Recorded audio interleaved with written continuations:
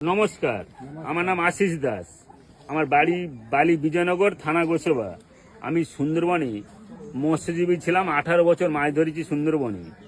আজকে যেখানে কথা বলছি এটা হচ্ছে বালি, আমার এখানেই বাড়ি, বালি বিজয়নগর, থানা গোসবা। একদম আমরা দুর্গাদানির মুখে নদীর পাড়ে কথা বলছি। পর্যটকদের সাথে কথা বলছি। সুন্দরবনে বেড়াতে এসেছিলেন দাদা ভাইরা, দিদিরা সব বেড়াতে এসেছিলেন সুন্দরবনে। ওনাদের বেড়ানো হয়ে গেছে, আজকের বাড়ি রওনা। সবার যাত্রা শুভ হোক, সব ভালো তার শেষ ভালো, যাত্রা শুভ হোক। আমার যাত্রার শেষের দিনই খারাপ হয়েছে সুন্দরবনে মাছ ধরতে গিয়ে। 2022 সালে আমরা 5 জন করে যাই সুন্দরবনে মাছ ধরতে। মা বনের পুজো দিয়ে বেরিয়ে যাই 8 দিনের জন্যে। যখনই 8 দিন মাছ না হয় আমাদের অনেক টাকা খরচ, আরো 2-1 দিন থাকি।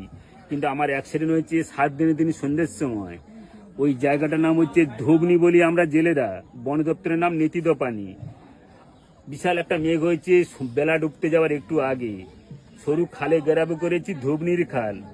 আমরা সব জেলেপাটেরা আমাদের ওই ধুবনির খাল চেনে, এবং সুন্দরবন নদীমাতৃকার ট্রাভেলসে যে দাদা ভাইরা আপনাদের পাইলটরা চালায়, ওনারা সবই জানে, ওই খালটা চেনে। ওই খালে গেরাবি করেছি, আমার গায়ে জ্বর, আমি ঘুমাচ্ছি। কিছুক্ষণ পরে আমাদের 4 জন ছিল, চিৎকার চেঁচামেচি করে। আমার তখন ঘুম ভেঙে যায়। আমি ভাবছি চিৎকার করছে কেন, বাঘ তো উঠেছে আর আমি জানি না, বাঘের নিচে শুয়ে থাকবো আমি এটা ভাবতেও পারিনি। আমি মুখ থেকে কাঁথা সরিয়েছি, দেখেন বাঘ দাঁড়িয়েছে, বাঘের নিচে আমি শুয়ে আছি। ধরে ফেলেছি পাঁজা করে, বলেছি মা গো বাঁচাও, কামড় মেরেছে, ফেটে গেছে আমি জ্ঞানারা।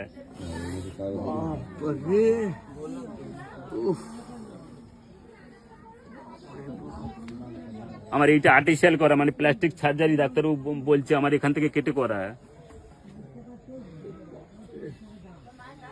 আমার নাকে বাঘের নখ আর পিছে নখের দাগ। ফটো উঠা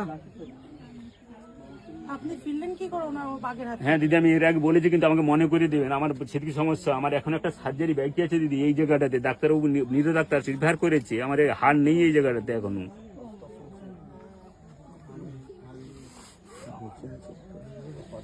একটা সার্জারি করতে হবে স্যার। হ্যাঁ দিদি, আমি বাঁচলাম কি করে, এটা তো বাস্তব কথা। আমিও তাই ভাবছি, আমি বাঁচলাম কি করে।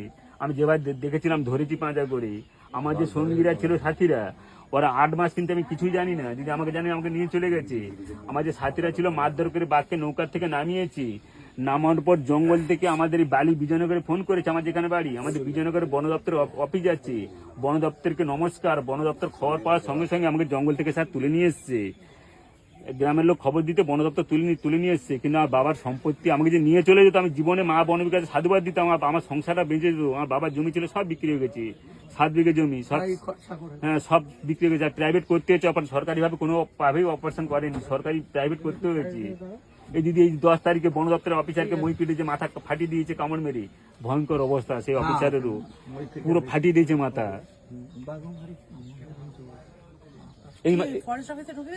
না, মইপিটে জঙ্গল থেকে পেরিয়েছিলেন জাল ছেড়ে দিদি।